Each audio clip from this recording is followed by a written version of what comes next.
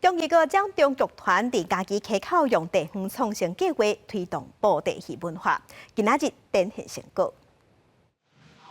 大人甲囡仔摕着画笔，认真咧替翁仔上色。中医个将中剧团举办布袋戏的工艺成果发表，要拿带民众来认捌布袋戏的剧场，互民众体验布袋戏的工艺，佮分享因替布袋戏工艺翕的记录。学到这个布袋戏的迄种知识啦，啊，佮有伊这个剧团的故事，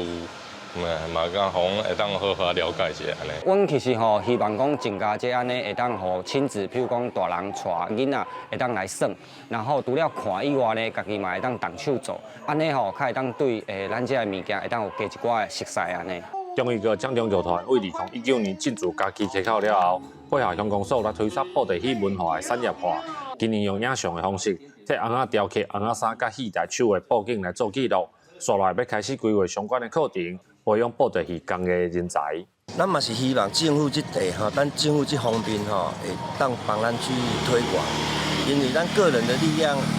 咱讲实在啦，因若无办这个活动，互外口的人看到。其实我做翁仔衫嘛是永远我周边这几个朋友伊较看得到尔。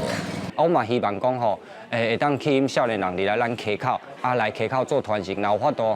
会当长久伫咧溪口这发展对溪口来讲嘛是会当有真大的帮助。中医局表示，布袋戏的产业化需要传统工艺的支持，希望溪口透过这个创新计划，结合当地产业甲工艺，唔但替溪口找到新的发展机会，嘛会当互传统的布袋戏继续来延续。记者林伟霆，家己报道。